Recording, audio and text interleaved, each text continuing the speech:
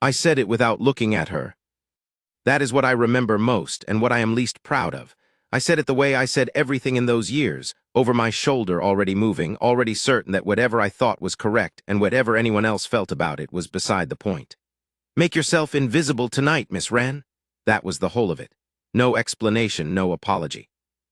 I had a house full of London's most fashionable and most pitiless aristocracy arriving in 4 hours. And I had neither the time nor, I believed then, the obligation to soften a practical instruction for a country schoolmistress who was only at Haverstone Hall because she tutored my ward 3 mornings a week. She said nothing. I remember that too. I had expected a yes, Your Grace, or at the very least the small sound of retreating footsteps. What I got was silence, not the flinching kind, not the wounded kind, but a stillness so complete that it made me turn around despite myself. She was looking at me. Not with anger, not with tears forming at the rims of her eyes the way the women of my acquaintance arrange them when they wish to make a man feel the weight of his words. She was simply looking at me, her hands folded at her waist over a gown the color of dry sage, her dark hair pinned back in the plain, careful way she always wore it, and her expression calm, assessed. As if she had taken what I said, turned it over and found it wanting, but had decided the inventory of my failings was not worth her afternoon. "Of course, Your Grace," she said. And she left. I went back to my correspondence. I told myself she had understood. I told myself it was the sensible thing. Lady Ashford would be there, and Lady Ashford had a talent for locating any woman she considered beneath herself and making sure the room knew it too. There would be 3 countesses, 2 viscounts, a marquis who had once reduced a duchess to tears between the soup and the fish, and the Honorable Miss Fenwick, who was being dangled in front of me by her family with a persistence I found exhausting. These were not gentle people. My dinners at Haverstone were not gentle affairs. A country schoolmistress had no armor for them, and I honestly told myself, that I was being kind. I had been telling myself convenient things for longer than I care to admit. Her name was Rowan Wren. She had come to Haverstone 18 months before, hired through a letter of extraordinary quality to teach my ward Philip, my late brother's son, 8 years old and as bright as a match but twice as likely to burn you, his letters, his figures, and whatever else she thought a boy ought to know. She had arrived in the village of Heroine on the North Mail and walked the half-mile from the posting house to the hall with a single trunk and no one to carry it, and my steward fellows had told me afterward, with an expression I didn't know how to read, that she had declined the offer of a cart because the morning was fine. I had paid no particular attention to her for the first 6 months. That is not quite true. The truth is that I had paid no particular attention to her in the way one pays no attention to something that keeps drawing the eye. She was there in the morning room when I cut through it to reach the east corridor. She was in the garden with Philip on the afternoons the weather permitted it, and I could hear, from my study window, the boy's laughter carrying across the lawn in a way it hadn't since his father died. She never addressed me unless addressed, never lingered, never performed. She was simply there, doing the work, doing it well, and occupying a corner of my awareness with a quiet efficiency that I found, when I was honest, vaguely unsettling. I am the most feared duke in the northern counties. I have been told this so many times and in so many ways that it no longer registers as pride or vanity, but simply as fact, the way the color of my eyes is fact or the height of the south wall is fact. My tenants pay on time. My peers defer in committee. My household runs like a regiment. I had been alone since my wife died 4 years before a death I do not speak of except to say it was long and hard, and that it changed the shape of something in my chest, and I had concluded that the shape it left behind was preferable to the alternative. Rowan Wren was the alternative's herald, though I would not have called her that then. I would have called her, if pressed, my ward's teacher. A woman of obvious competence and unremarkable appearance who had the mildly irritating habit of looking at me as if she were thinking something she had decided not to say. The first time we spoke properly was in February. Philip had been unwell, the winter chest ailment that came for him every year, and she had come to the hall 2 days after his illness broke to bring him a book she had promised him, which was not in her remit and which she was not paid to do. I found her in the corridor outside his room with the book in both hands, speaking quietly to fellows, and I stopped because something about her voice brought me up short. It was warm. Not the practiced warmth of society, not the professional warmth of a hired servant, but a warmth that was simply part of her, The way warmth is part of firelight, not directed, not performing, just there. "You didn't have to come," I said. She looked at me without surprise, which was unusual. Most people looked at me with some degree of the expression one wears when a large dog appears without warning. "He was expecting the book," she said. "It wouldn't do to disappoint him."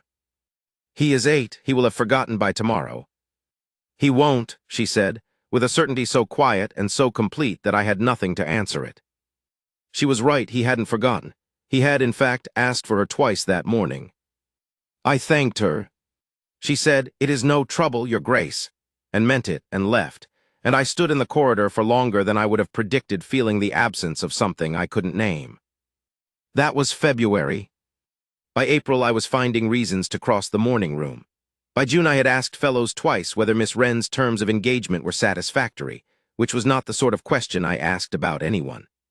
By August I was aware, not with alarm, not yet, but with a clarity I worked hard to ignore, that the sound of her voice from the garden had become something I listened for. None of this is what I would have said if asked. What I would have said was that she was a capable woman who performed her duties admirably, that Philip had made exceptional progress, and that I was a widower of 4 years with 3 estates and more combined acres than some small nations, with neither the time nor the inclination to entertain anything beyond those responsibilities. And then November came, and the Haverstone Autumn Assembly, 3 days of dinners and entertainments, a tradition my family had maintained for 60 years, the sort of event where London's finest came north to eat my food and drink my wine and remind themselves and each other of exactly who mattered and who did not. It was the worst possible time for her to matter to me the way she did. The guests began arriving the afternoon of the first day, carriages winding up the long drive in the early dark, fellows having the hall lit from ground to parapet. I stood at the top of the main stair and received them. The Ashfords, lord and lady, he with the old soldier's bearing and she with the cold, bright eyes she used like a surgeon's instrument. The Viscountess Prentice. 3 young men from the Marquis of Caldenmere's set, each dressed as if clothing were a competition. Miss Fenwick and her mother, the latter advancing on me with a smile that contained the precise mathematics of her ambitions. I was gracious. I had been told, very good at this, the cool authority, the brief warmth offered and then withdrawn, the management of rooms. I had given Miss Wren her instruction that morning. She had been in the hall when I passed through the entrance corridor, delivering a set of copybooks to the schoolroom shelf, a task she needn't have done during the assembly week, could have left until Monday, but had come in for nonetheless. I said it without preamble, without apology. "Make yourself invisible tonight, Miss Wren." I had in mind Lady Ashford. I had in mind Miss Fenwick's mother. I had in mind the particular pleasure these people took in finding the person in the room who did not belong and making that person aware of it in the slow, grinding way that was more effective than any outright cruelty. I was protecting her, I told myself. She had looked at me with those steady dark eyes and said, "Of course," and gone. The dinner was 12 courses and lasted 3 hours. I ate the pheasant and discussed the harvest with Lord Ashford and listened to Miss Fenwick's mother's careful steerage of the conversation toward her daughter's many virtues, and none of it felt like anything at all. These evenings had once been different, had once had a kind of pleasure in them. 4 years had changed that. And then the drawing room after dinner. The women had withdrawn first, as was custom, and the men had sat with port and politics for the better part of an hour before joining them. I came through the double doors second, behind Lord Ashford, and I was already composing the careful series of brief conversations that would allow me to discharge my duties as host, without committing to any of the particular intentions that were directed at me from several corners of the room. I never composed the second sentence. She was there. Rowan Wren was standing at the far end of the drawing room near the south windows, and the room had gone silent. Not entirely. There was still the low murmur of the fire, the clink of a teacup set down, the sound of someone's breathing adjusted in surprise. But the social noise, the bright, deliberate, exhausting chatter that was the currency of these evenings, had stopped. It had stopped in the particular way that happens when something enters a room, and the room's attention gathers toward it before anyone has decided to look. She was wearing ivory. Not the ivory of the fine dresses in the room. Not the worked silk and heavy lace that Lady Ashford wore with the confidence of a woman who has never needed to consider cost, but a simpler thing. A gown of plain ivory wool, high-necked, with a thin silk sash at the waist, and nothing else by way of ornament except the small amber brooch at her throat that she wore every day, and that I had never before understood the beauty of. Her hair, usually pinned back to practical severity, was arranged differently, still simple, but with a few soft curls at her temples that she would not have managed herself, and that told me Fellow's wife had had a hand in it. She was not trying to be remarkable. That was the thing. She was not performing. She was standing near the south window because she had found a quiet corner, and she was holding a cup of tea in both hands with the same quiet self-possession with which she held everything, and the room had simply looked. Lady Ashford's eyes had narrowed. Miss Fenwick had turned from the pianoforte. The young men from Caldenmere's set had stopped their conversation mid-word. Lord Ashford said very quietly at my shoulder, "Good God, Haverstone." "Who is she?" I could not answer him. I have thought about that moment many times in the years since. I have tried to describe it to myself with the precision I apply to everything else, and the best I have managed is this. It was the moment I understood that every practical instruction I had ever given myself about Rowan Wren had been wrong, and that I had known it was wrong for some time, and that I had given her that instruction this morning not because I was protecting her from the room, but because I was protecting myself from the sight of her in it. She had come in because Philip had sent for her.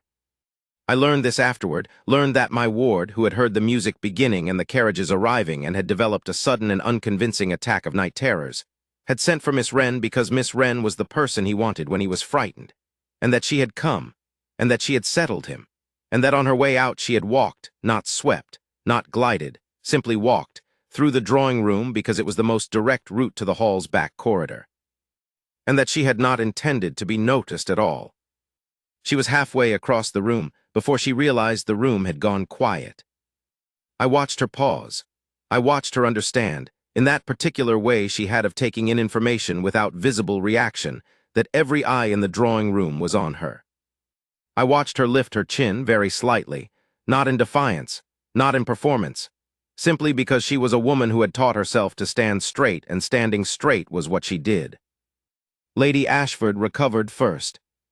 "Who," she said, in the carrying voice she used when she wanted the room to hear and wanted the object of her attention to know the room was hearing, "is that woman?" It was not a question of information. Lady Ashford knew perfectly well how to make an inquiry. This was something else. The opening move in the slow, calculated business of making a person aware that they had been found insufficiently remarkable and that the finding was public. I had seen her do it a dozen times. I had seen grown women flinch from it. I crossed the room. Not quickly, I do not do things quickly, and the effect of haste would have been wrong in any case. I crossed the room at the pace of a man who is going exactly where he intends to go and does not require anyone's permission or assessment of the decision.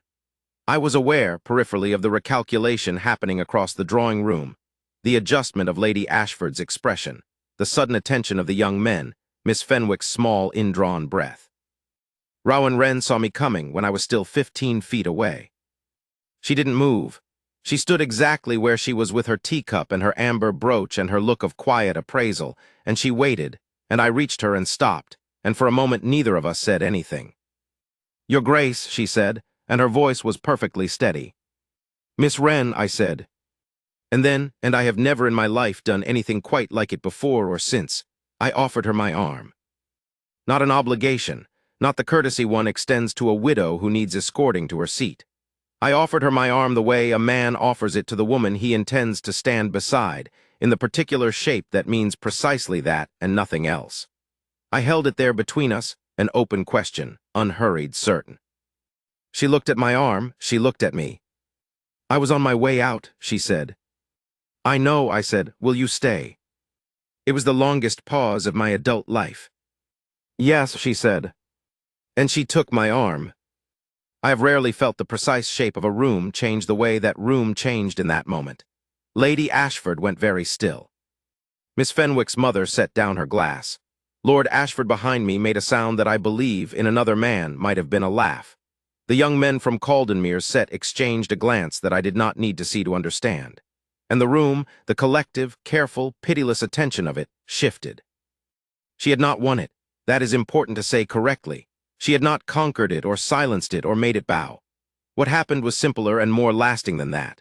The room had gone silent when she entered because something in her, the stillness of her, the quality of her attention, the plainness of her dress against the uncomplicated directness of her face, had asked, involuntarily, to be looked at. And when I crossed the room to her arm and she took it, the room understood that it was looking at a woman I had decided to stand beside. That understanding, once reached, tends to rearrange everything else. Lady Ashford did not speak to her that evening. Lady Ashford, in my experience, had excellent instincts about the consequences of misjudgment. We walked the length of the drawing room. She did not lean on my arm. She walked beside me with the same self-possession she brought to everything, unhurried, upright, her hand resting lightly in the crook of my elbow, and I was aware of her presence beside me with an entireness that I had no vocabulary for at the time and have since learned to call simply her. "I am sorry about this morning," I said, when we had reached the window embrasure and were briefly apart from the nearest conversation. "Are you?" she said, not quite a question. "Yes."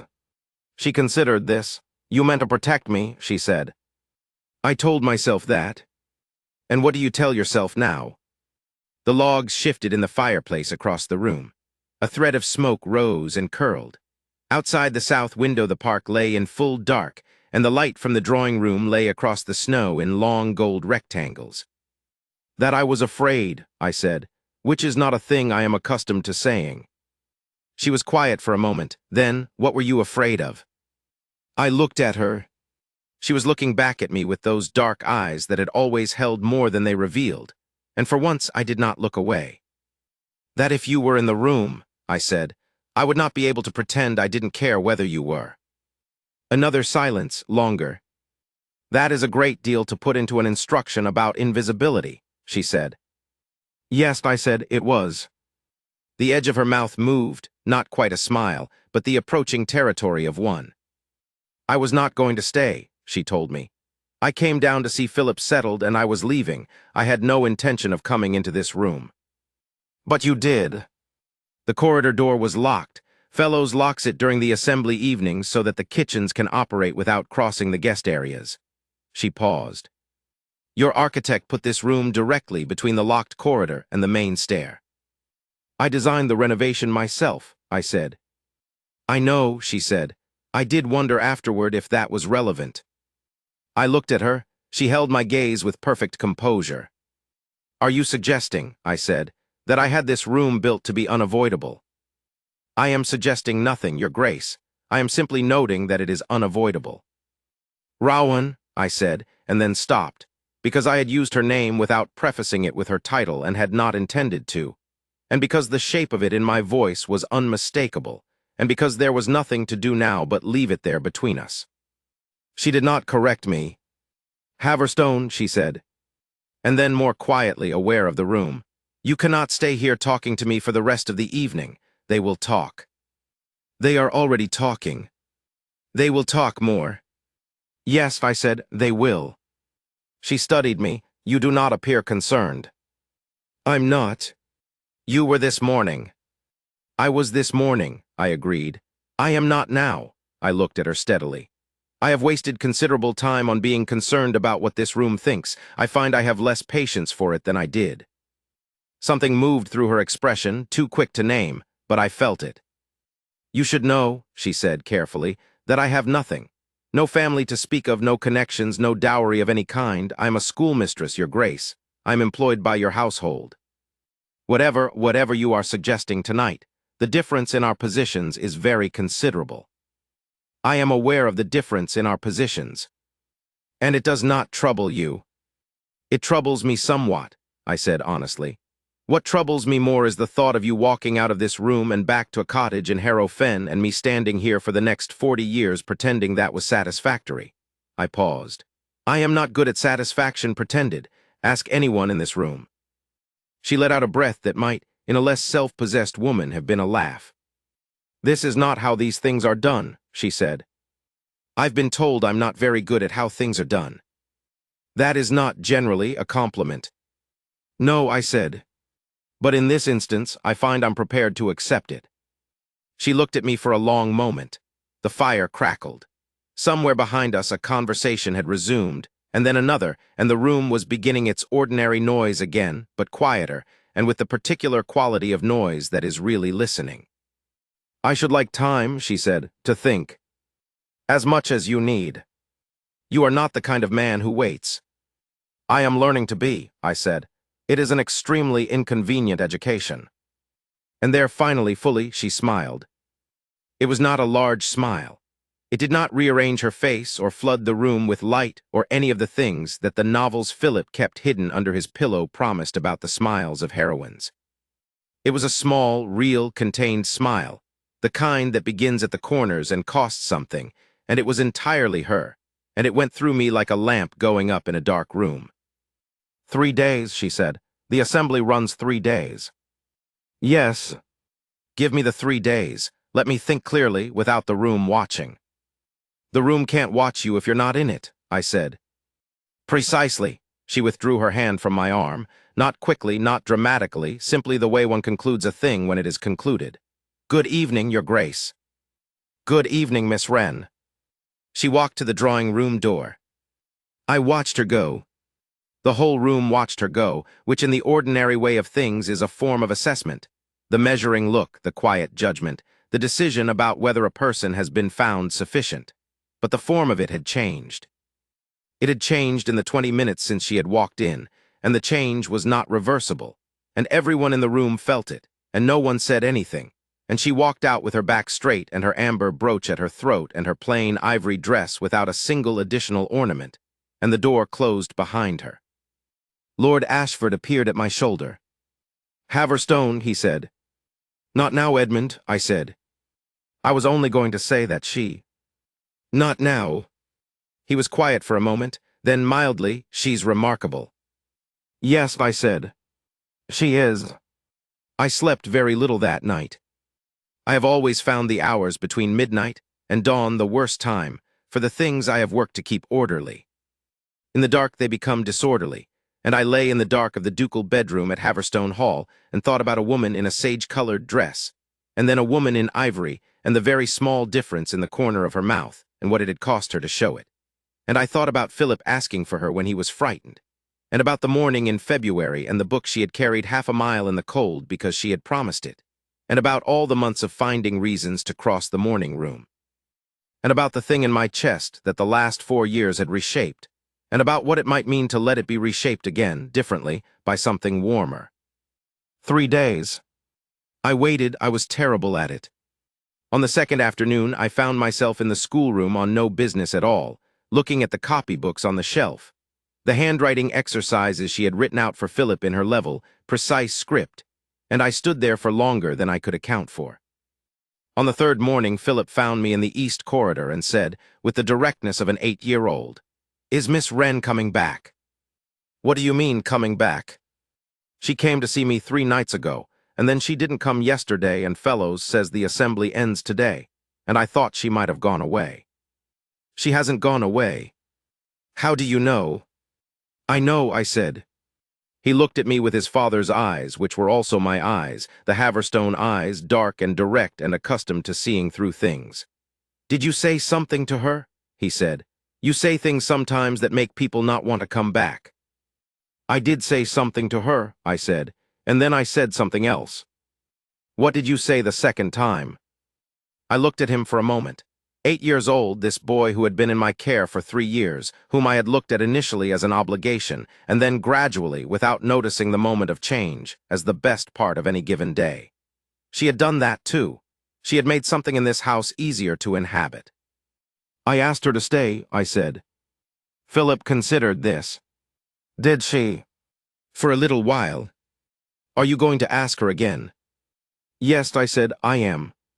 He nodded, apparently satisfied, and went back to whatever he had been doing. I stood in the corridor in the pale morning light and felt something that I realized, after a moment, was quite simple. The plain, uncomplicated wish for a particular person to walk through a particular door. She came at 11. I was in the study when Fellows announced her, and I told him to send her in and crossed to the fireplace, and stood there because I did not know what to do with my hands, and standing by the fireplace seemed to solve that. She came in wearing the sage-colored dress, the everyday one, with her hair pinned back in its usual careful way, and she closed the door behind her and looked at me, and I waited. "I have thought," she said, and I have concluded that you are a very complicated man." "Yes," I said, "and that I have known this for some time." "Yes, and that complicated men require a great deal of patience, and I have patience in considerable quantity, because I teach an 8-year-old boy his Latin verbs, and nobody who can do that can claim to lack patience."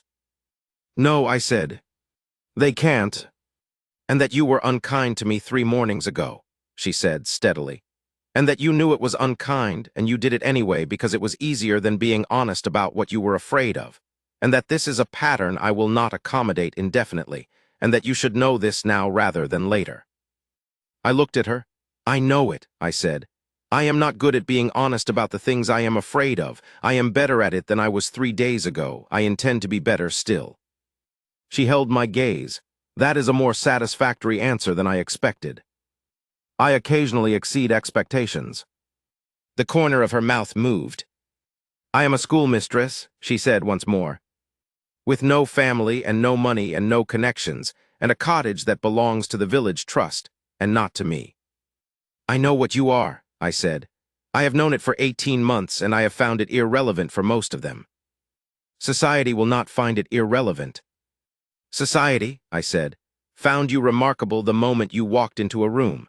Whatever it intends to say after that, it will say from a position of having already been wrong." A pause.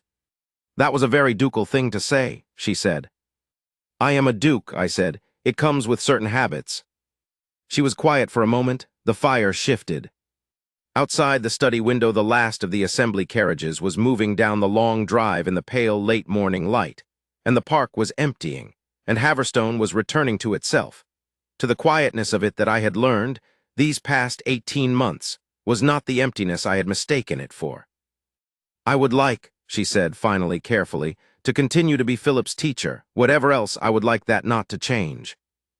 "It won't. And I would like things to proceed," she said slowly, carefully, without the room watching. "We can do that." "Can we? You struck me the other evening as a man who has some difficulty with slowly." "I have a considerable difficulty with slowly," I said. "I am prepared to manage it." She looked at me for a long moment. Then she came forward, 2 steps, 3, into the middle of the study, into the light from the east window, and I crossed the space between us and stopped within arm's reach of her and held very still. "Ask me again," she said. "Will you stay?" I said. And she said, "Yes." I did not take her hands. I had been honest about slowly, and I intended to honor it. I stood in the east light of my study with the noise of departing carriages fading down the drive, and this woman close enough that I could see the amber of her brooch, and I understood, for the first time with full clarity, what the room had understood the moment she walked through the door. Not that she was extraordinary in the ways the room valued. The room had gone silent because she walked in as she was, wholly, quietly, unperformingly herself, and that was the thing the room's noise could not accommodate. It could only be still for it. I had spent the better part of 2 years being still for her, without knowing that was what I was doing. "I said a foolish thing on Wednesday morning," I said. "You did." "I will not say it again." "No," she said, "you won't." The certainty in it was characteristic, the same certainty with which she had said Philip wouldn't forget the book. She was not a woman who doubted herself in the quiet, deep places where doubt matters. I had loved her, I realized, for quite some time. I had loved her in the winter morning in the corridor, and in the summer afternoons when Philip's laughter came through the study window, and in the 100 small moments of finding reasons to be in a room she happened to occupy. I had loved her with all the eloquence of a man who had spent 18 months telling himself he was doing nothing of the kind. "I should like," I said, "to show you the library. It has 4,000 volumes, a decent fire, and no guests. It seems a reasonable starting point." "The south windows," she said, "do they look over the park?" "They do." "Then yes," she said, "I would like to see the library." I offered her my arm. She took it. She stayed in the ways that matter. She stayed as Philip's teacher, and then as the mistress of Haverstone Hall, and then as my wife. in a ceremony of no great ceremony with Edmund Ashford as witness, and fellows weeping into a handkerchief at the back of the church, and the village of Harrow Fen attending in its entirety, because she was theirs before she was mine, and they had not forgotten it. Society said what society says. None of it touched her. She taught Philip his Latin verbs and oversaw the renovation of the south wing, and became the person the tenants brought their disputes to before they came to me. She read to me in the evenings in the library in the voice I had first heard through a closed door in February. I learned that the amber brooch had belonged to her mother. I learned that she had taught herself Latin from a borrowed grammar because she had thought it unfair that Philip would be expected to know it, and she would not be able to help him. I learned that she was, beneath the stillness, not afraid of much. She gave it to me. I did not waste it. If I could find the man I was that morning in the corridor, giving instructions over his shoulder, already moving, already certain, I would tell him to turn around, because she was standing there. She had always been standing there, and the room was going to go silent the moment she walked in, and there was nothing he could have done about it, and he had been a fool to try. I am a better man for having been that fool. She will tell you I am not appreciably improved, only differently mistaken, which is her way of saying the same thing with more precision. She is usually right. I have found these many years on that it is the best thing I have ever learned.